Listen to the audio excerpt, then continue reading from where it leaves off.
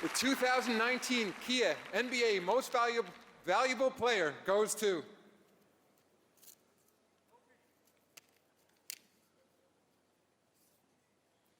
Giannis Antetokounmpo.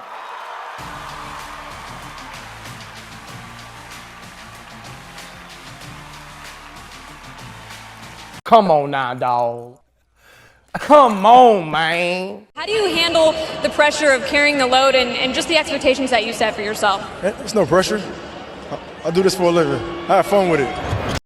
Yo, what's good, people? Coming at you hot from CNL Sports.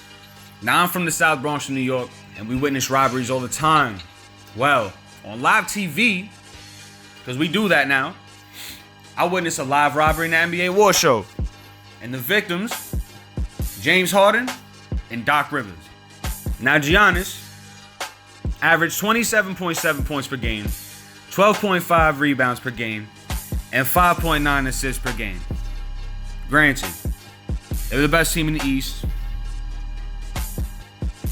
They did a little playoff thing. None too serious though.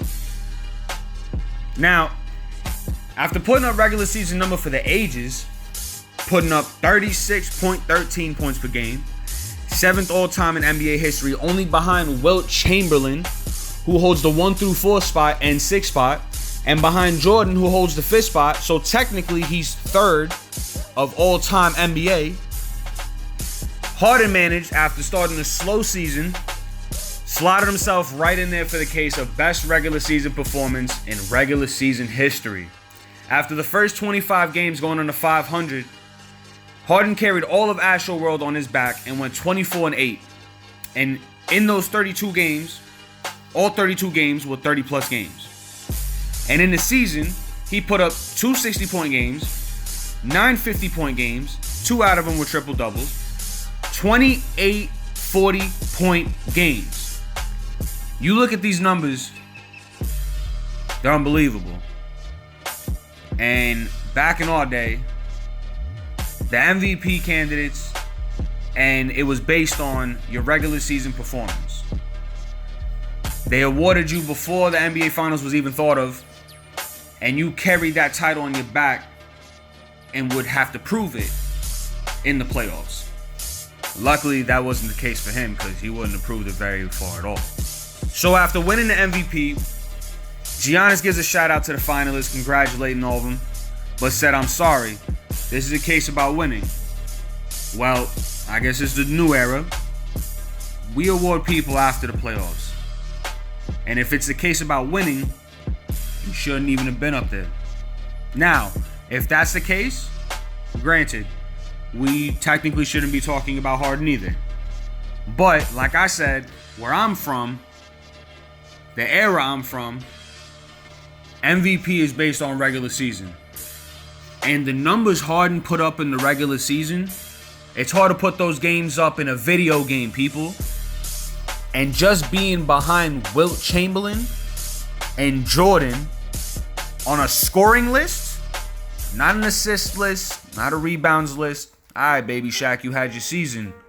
But we talking, he's right up there with greats. And I don't really like your argument, Giannis. If the case is about winning, that title should have went to Kawhi. And the finalists should only have been Curry and Clay. But I guess we'll agree to disagree. I mean, you had a good season. 27 points per game isn't bad. It's pretty good. And the rebounds, that's good. That's good. I like that. I like the Shaq numbers. But I'm sorry, if we're looking at this on paper, people, I'm not thinking twice about this. And if this is about winning, I don't have to think twice about this. I go straight to my title winner. But that's why we have an NBA Finals MVP award, not an MVP award. Now, after getting rid of their all-star caliber forward Tobias Harris, the Clippers bounced back and had a season no one saw coming at all. After the all-star break, they were the 3rd best team in the Western Conference. They had 48 wins in the season, and as an A seed, they went into the playoffs. They would have been a 5th seed in the East.